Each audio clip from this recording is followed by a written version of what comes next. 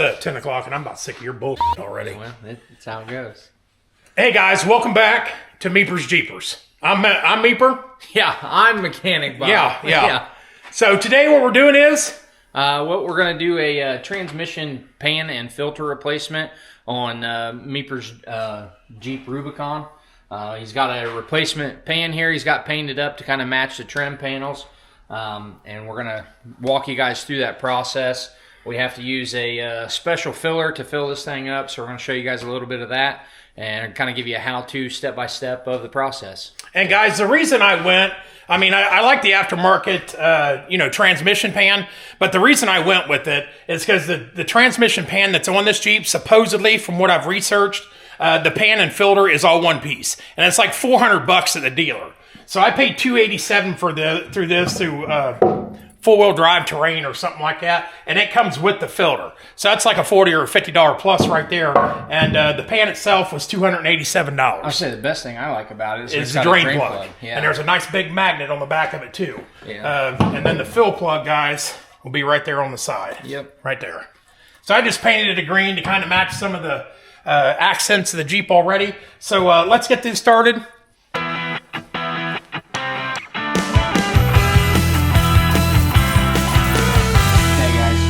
First thing we got to do is remove this crossbar underneath here. I just got a snap-on 3/8 two-way little impact and then an 18mm swivel head. I really like the swivel head sockets because it helps you get in there, I think, a little quicker, get the job done when that flat rate stuff matters.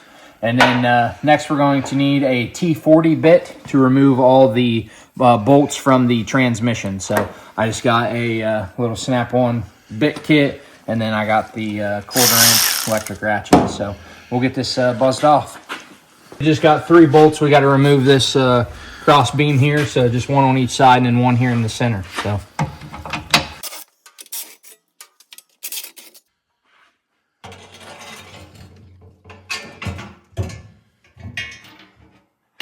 Alright. Set that off to the side. And then, yeah, like we said, there's nowhere to drain this thing at. So we'll just start pulling the pan bolts and make sure we get our catch pan up under it here. Make sure this thing's set in reverse. There we go. Well, I like to start here at the lowest end. We'll work our way around.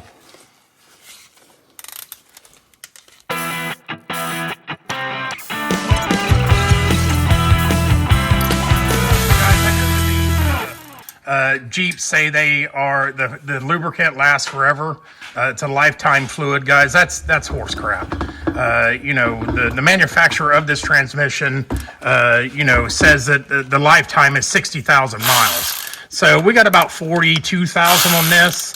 It feels like the transmission's getting a little funny, so I thought we'd just go ahead and get a new pan and do a fluid service on it. See, there we go. That's the reason I leave the rear two partially started, and you see the fluid's already starting to come out here. Yeah, so it kind of gives you control the drain a bit. Yeah, nice place to start catching it. Yeah, so leave it. You can see it's coming out slowly. You pull all them bolts out, you get a shower and transmission fluid. Ask me how I know. Right, yeah. The other thing is it's up to temp. So that's one of the things you want to do is get it up to temp in order to drain it. It'll help open that thermostat that's inside the transmission so that you can be sure to get all that fluid out. And man, look how dark that is. Yeah, and that's 40,000 miles, guys. 40,000. That's to keep you coming back for, transmission? Yeah, repairs. I always tell my customers, like, what's cheaper? Extra oil change? Yeah. Maintenance or repair. There's a big difference. Yeah. And guys, we got the Valvoline Max Life. It's an alternative to the ZF, the 8.9 speed Mopar. Mm-hmm. Guys, that stuff's like $30 a quart, and I just wasn't going to pay it. So me and Master Tech Bob did some research. I've been doing it for a while just to make sure I get an equivalent transmission fluid in this. And that Max Life does have a ZF stamp on the back of it. Yep. Says it's the same as the Lifeguard 8 and 9 speed. So yep, that's exactly what we're dealing with. And I think we got that whole gallon for like $30 versus Yeah, 35 a piece. right. And I just bought 2. I'm not sure how many quarts. I'm thinking 6, I but don't know. We didn't look it up. All right, so I got just a few bolts left in each side here. I got 1 clear in the front still, and then 2 down this side. So it's starting to come down to a drip. So I'm gonna see if I can lower this one here a little bit more. I'm interested to see if that pan and filter are one piece. Yeah, or I'm interested to see if there's any metal. That's my, you know what I mean? Well, God, I hope not. Well, I'm just saying, it's 60,000 miles. They say it's the lifetime. Is that the life of the transmission? Yeah.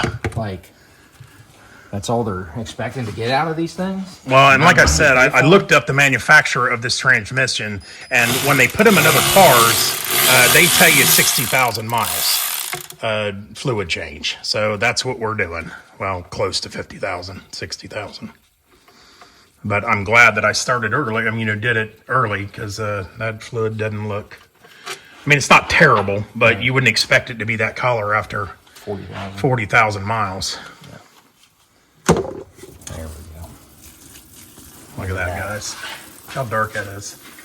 I mean, obviously, I don't know what the ZF is. It you got a cord up there? Yeah. You gotta look. Just grab it and just dump a little bit out. See what it looks like. This is the actual Mopar 8.9 speed ATF. See, you can see. It's a clear. Completely clear. Yeah. So, yeah, guys, like I would strongly suggest that by 50,000 miles, you guys are servicing these transmissions. Yeah. We'll let that drain here a little bit, and then we'll take it off so it's not as much in there. Because, like I said, it's hot too. It's not just that it's You want to make sure you run them like you said, to open up the thermostats and to suspend 160 degrees. Yeah, and just to suspend any material that's might be in the transmission so it drains out right. Got one last bolt left, but I don't. We're gonna wait a sec. Yeah, I couldn't. I mean, $8,000 of it. I was a guess. I couldn't imagine what it would cost to replace that transmission. Yeah, I don't know. Nothing's getting any cheaper, that's for sure. Yeah, no kidding. So you still got one on the side there? Yeah, I just got one holding it in, but I just don't want to wear it. Yeah, I get that. Right there. You think you can help me hold that side up? Yeah. I'll just kind of push it up tight to it. And then once I set my ratchet down, I should be able to She's definitely warm. just do not lower yours yet. Let me let mine down a little bit first. Okay, set yours on the exhaust. Let's see if we can't control this spill.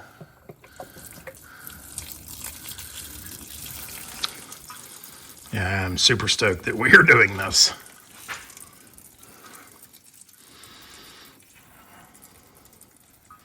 And like we were saying just a few minutes ago, guys, maintenance is a lot cheaper than repairs. I mean, I know it's not cheap to flush and fill a transmission, but it's cheaper than replacing it.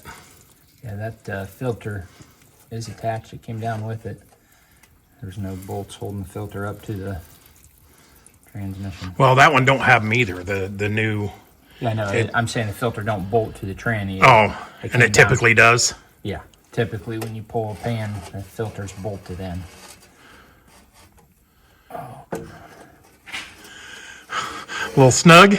Yep, real tight squeeze. I'll be interested to see how that new one goes up in there. So yeah, I mean, it still bolts in. Shine some light down in there for him. Yeah. It's just got one bolt here, whereas that new one's got like 4 bolts. Yeah. 2.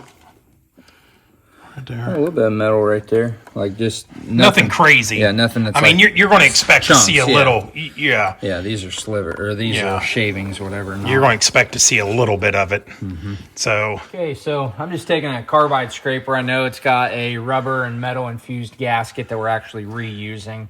But just, I don't like the look of this dirt debris. I like to make sure everything's as clean surface as possible.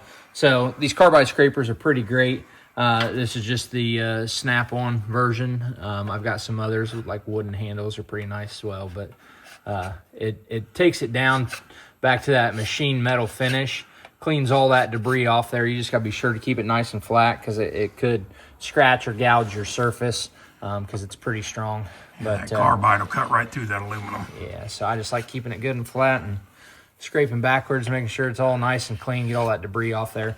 That way, as we go to put the new one up, you don't have to worry about anything getting trapped or caught in between the actual ceiling face. And just, I don't know, makes it look a lot nicer. So we're just going to clean this up here, and then we'll get that new pan and get that filter back on there. And then we'll show you guys how to get it filled up.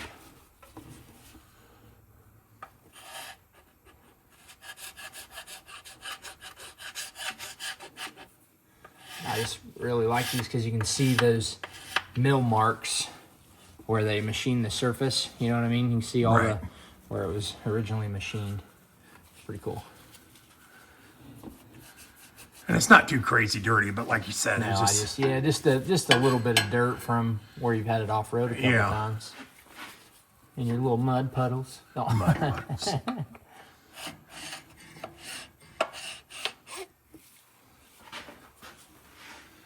Can't see around that exhaust. That makes it. That carbide scraper is very nice. It just makes it real easy. Well, way better than a razor blade. Razor blade, I think, just flexes too much. Like, yeah. See, get a shot of that side there, and then I'll show you here as we scrape it. I mean, just peels it right off. Yeah, because there's no flex to the carbide. Yeah. But like I said, I mean, is this a step you have to do? Probably not. Yeah, you just wipe it off with some brake clean. Yeah, brake clean, and if you're too concerned about maybe scratching the mating surface, but because you're reusing it's a like metal and rubber infused gasket, so it's a good gasket. It's good thick. It'll seal up any of that that's in there. I just like to make sure, take the extra time, make sure everything's nice and clean. We'll wipe all the oil residue off the bottom here. Try to get as much of that old oil out as we can. I think I'm gonna clean your exhaust off here. That way we don't get oil on the bottom of it, because I don't want to spray the new pan with brake clean, being you painted it up so nice and pretty. Yeah. So I'm gonna try to do some of that cleaning up here real quick too. So.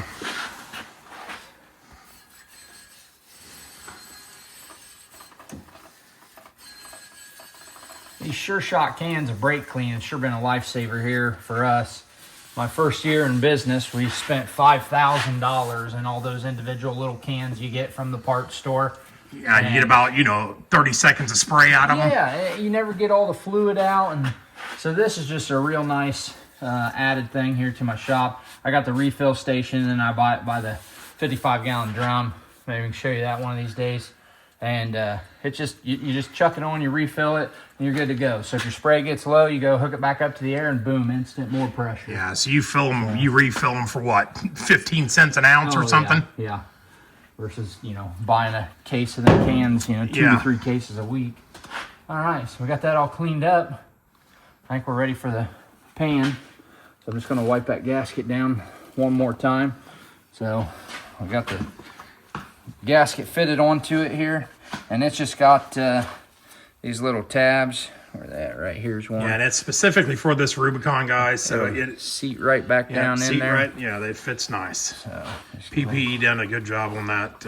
And I didn't go with the extended volume one because it sticks down, and we do off-road this Jeep. Yeah, well, that cross member, and then also your exhaust. Correct. Like, I don't know what else we'd run into. Well, they have a deeper one that carries 2 more quarts. So if you guys do this maintenance service, keep that in mind. That if you do off-road, and the exhaust, if you can see right there, it's really tight. Yeah, I don't know that this one will fit up in there without dropping that exhaust to get it slid in. Dropping one side. Yeah. So. Can you go in backwards? We can try. I don't know how much room we got there. Maybe. I mean, it's on the exhaust. It's only 2 bolts. Not a big deal, but there you go.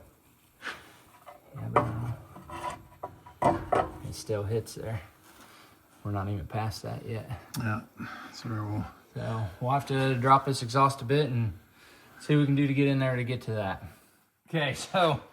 All right, a little bit of work, but didn't want to go too crazy and taking everything off. I just took some of this Rusty OS, all right, and sprayed the bolts down. and took them out. Luckily, they came right out. Did have to use, plug Matco here just a second. I know, right? But I used their like round off bits. So this thing will hold up to like 85% rounded off because the heads of those nuts, or heads of those bolts, were pretty rough. I do want to also point out that those two nuts there are welded, so they stay, and just the bolt comes out. And then what we did is I just took a ratchet strap and pulled this one side down a bit so that we could get the pan slid in there. So we'll show you this here. It's a tight fit still, but just watch your gasket and you can get it fished right up in there. Look at that, boom. There we go. So we'll get that gasket seated. Want to make sure that pushes up. I'm just going to zip these bolts up in. They only torque to 8 foot-pounds. So I'm just going to take them in until they touch. And then we'll take the torque wrench and go through and torque them all. It's like a outside work your way in pattern. So, real nice. Real nice. Real nice. Ratchets up.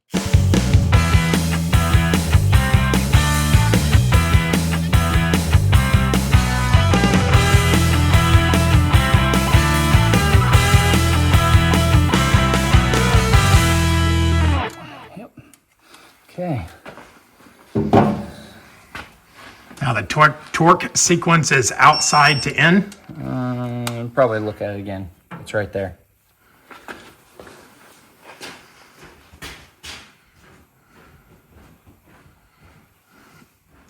So I'm sure somebody somewhere really cares about it. To me, as long as That's not us. Yeah. Here we go. That fancy little torque wrench. Yeah, it gives a lights up. That's about what, $1,000? Set a little beep. Yeah. It's 1/4 inch drive, snap on. I love it. It's well worth the investment. But I use it all the time because these engines, they just keep getting smaller and smaller fasteners, and everything's more and more technical.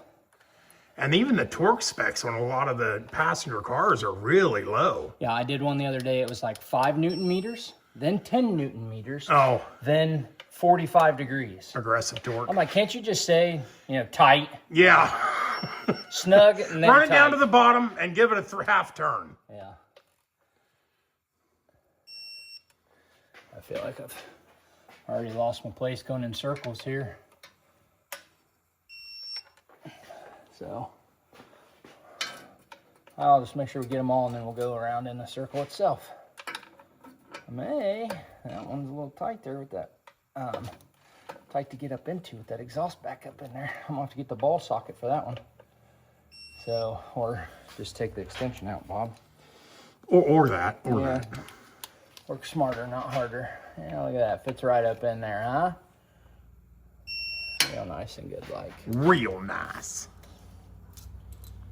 I just really like these locking extensions so that you don't lose Yes, they are absolutely. socket. Because like when I first started buying, they sold them like it's spark plugs, but they work so well for everything. Yeah. I got to set in standard and metric. No, I got to set in 1/4 inch and 3/8 because they just come in so handy. Yes, they do. All right, so I'm just going to do one more time all the way around. Just double checking that I hit every one of them. And when this thing's pegging, I just want to show, it only went to 8.4. So don't think I'm out here cranking this thing to 10 or 11 foot-pounds. It's to barely get to 8 is very finicky. Just need to You're never going to get them dead on, really. flex that patch a little more. So we've got that all torqued on. We're now going to remove the fill plug, get our adapters, and get that filled up. So hang in. Yep. All right, so we're going to take the fill plug out here to the side. Turn this out. So this one here is a, what's this say?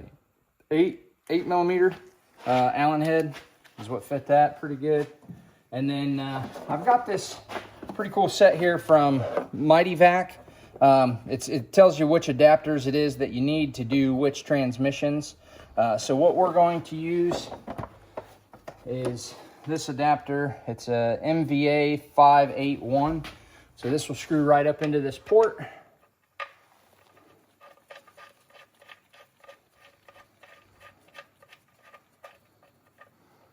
snug that. Okay, and then we pre-filled our Mighty Vac container, and we just quick connect the fittings. Make sure that's shut. And hook this up. So they're just like air fittings. Yep, just like quick connects. And then we'll pre-charge this a little bit with some pressure. I'll show you guys that here. So it's just got a little gauge on it. It's kind of like a field sprayer. You just pump it up a little bit here. You can see it already starting to charge the line. Yeah, trying to. I got the valve closed here, so I'll just open the valve and we'll let this pump in. This right here just shows, this is the check fluid level procedure after we've done what we're doing. So it's just this plug, same plug that we fill through. So we're going to put this one 4-quart jug in. We'll get all of that pumped up into it, which we've dropped on our pressure here. So we'll pump all this in, and then we will fire it up and run through the procedure. It says to remove the plug, add fluid until it trickles out through this plug, and then reinstall the plug. So mine, I got this adapter setting. I can leave it open to where it can free flow vent back into the container if needed. But then it says to apply the brakes, place the transmission in reverse, hold for 5 seconds, then to drive, hold for 5 seconds, release the brakes, so slowly accelerate to second gear, hold for 5 seconds, apply the brakes, apply the transmission in neutral, raise the engine RPM to 2,000 RPM for 5 seconds, and then return to idle, place the transmission in park. So the transmission fluid has to be between 86 and 122, so you don't want to get it too hot, but you also don't want it to be cold, right? And then you'll remove this plug and then make sure that the fluid just trickles out. So we don't want to overfill it. So we're filling it now with the initial fluid, and then we'll run it through that procedure, and that's pretty much a wrap. I just wanted to recap some of the tools we used. A standard set for your metric Allens, a T40 Torx, a little hammer to bust that exhaust loose after using that 13 millimeter, a torque wrench, and the 18 to get that cross member off. I mean, really wasn't too hateful. You do need some specialty equipment such as a scan tool to monitor the temperature, and then the Mighty Vac system to be able to pump the fluid in, but I'm sure you could rig something up at home to get that pumped in. I mean, you don't need any of these high dollar tools, guys. I mean, really, a couple hours in your driveway on a Saturday, I think you can get this job done fairly easily. Yep. Well, thanks for tuning in, guys. Make sure you hit that like and subscribe if you haven't done that already, and go check out some of our other videos. Thanks for tuning in. Later, guys.